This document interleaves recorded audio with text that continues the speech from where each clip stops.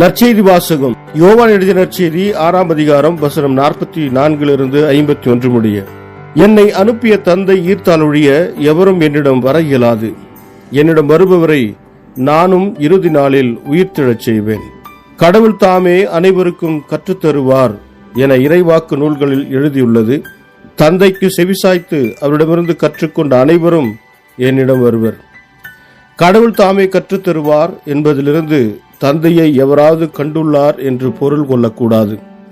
கடவுளிடமிருந்து வந்துள்ளவர் மட்டுமே கடவுளை கண்டுள்ளார். உறுதியாக உங்களுக்கு சொல்லுகிறேன், என்னை நம்புவோர் நிலை வாழ்வை கொண்டுள்ளனர். வாழ்வு தரும் உணவு நானே. உங்கள் முன்னோர் பாலை நிலத்தில் மன்னாவை உண்ட போதிலும் இறந்தனர். உண்பவரை இரவாமல் இருக்கச் செய்யும் உணவு விண்ணகத்திலிருந்து இறங்கி வந்த இந்த உணவே. விண்ணகத்திலிருந்து இறங்கி வந்த வாழ்வு தரும் உணவு நானே. இந்த உணவை எவராது உண்டால் அவர் என்றுமே வாழ்வார். எனது சதையை உணவாக கொடுக்கிறேன், அதை உலகு வாழ்வதற்காகவே கொடுக்கிறேன். இது கிறிஸ்து வழங்கும் நற்செய்தி. கிறிஸ்துவே உமக்கு புகழ். ಯೋಹಾನ ಅಧ್ಯಾಯ 6 ವಚನ 44 51 ತಂದೆಯೇ ನನ್ನನ್ನು ಕಳುಹಿಸಿದನು ಮತ್ತು ತಂದೆಯೇ ನನ್ನ ಬಳಿಗೆ ಜನರನ್ನು ಕರೆತರುವನು. ಅಂತಿಮ ದಿನದಂದು ನಾನು ಆ ಜನರನ್ನು ಜೀವಂತವಾಗಿ ಎಬ್ಬಿಸುವೆನು. ತಂದೆಯು ನನ್ನ ಬಳಿಗೆ ಕರೆದುಕೊಂಡು ಬರದ ಹೊರತು ಯಾವನು ನನ್ನ ಬಳಿಗೆ ಬರಲಾರನು. ದೇವರು ಎಲ್ಲ ಜನರಿಗೆ ಉಪದೇಶಿಸುವನು ಎಂದು ಪವಿತ್ರ ಗ್ರಂಥದಲ್ಲಿ ಬರೆದಿದೆ. ಜನರು ತಂದೆಗೆ ಕಿವಿಕೊಟ್ಟು ಆತನಿಂದ ಕಲಿತುಕೊಳ್ಳುವರು. ಆ ಜನರು ನನ್ನ ಬಳಿಗೆ ಬರುವರು. ತಂದೆಯಿಂದ ಬಂದಿರುವಾತನು ಮಾತ್ರ ತಂದೆಯನ್ನು ನೋಡಿದವನಾಗಿದ್ದಾನೆ. ಬೇರೆ ಯಾವ ವ್ಯಕ್ತಿಯು ತಂದೆಯನ್ನು ಎಂದೂ ನೋಡಿಲ್ಲ.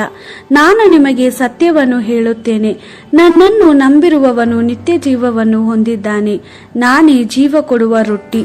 ನಿಮ್ಮ ಪಿತೃಗಳು ತಮಗೆ ದೇವರು ಮರುಭೂಮಿಯಲ್ಲಿ ಕೊಟ್ಟ ಮನ್ನಾವನ್ನು ತಿಂದರು, ಆದರೆ ಎಲ್ಲ ಜನರಂತೆ ಅವರು ಸತ್ತು ಹೋದರು. ಪರಲೋಕದಿಂದ ಇಳಿದು ಬರುವ ರೊಟ್ಟಿ ನಾನೇ. ಈ ರೊಟ್ಟಿಯನ್ನು ತಿನ್ನುವವನು ಎಂದಿಗೂ ಸಾಯುವುದಿಲ್ಲ. ಪರಲೋಕದಿಂದ ಇಳಿದು ಬಂದ ಜೀವವುಳ್ಳ ರೊಟ್ಟಿ ನಾನೇ. ಈ ರೊಟ್ಟಿಯನ್ನು ತಿನ್ನುವವನು ಶಾಶ್ವತವಾಗಿ ಜೀವಿಸುವನು. ಈ ರೊಟ್ಟಿಯೇ ನನ್ನ ದೇಹ. ಈ ಲೋಕದಲ್ಲಿರುವ ಜನರು ಜೀವವನ್ನು ಹೊಂದಿಕೊಳ್ಳಲೆಂದು ನಾನು ನನ್ನ ದೇಹವನ್ನೇ ಕೊಡುತ್ತೇನೆ ಎಂದು ಉತ್ತರ ಕೊಟ್ಟನು. ದೇವರ ವಾಕ್ಯವಿದು. ದೇವರಿಗೆ ಕೃತಜ್ಞತೆ ಸಲ್ಲಲಿ.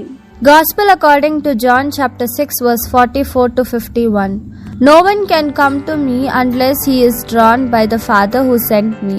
I will raise him up on the last day.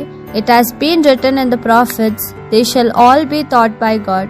Whoever listens and learns from the Father comes to me. For no one has seen the Father except the one who is from God. He alone has seen the Father. Truly I say to you, he who believes has eternal life. I am the bread of life. Though your ancestors ate manna in the desert, they died.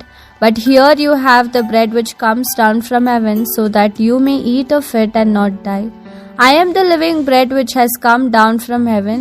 Whoever eats of this bread will live forever. The bread I shall give is my own flesh, and I give it for the life of the world. This is the word of the Lord. Thanks be to God.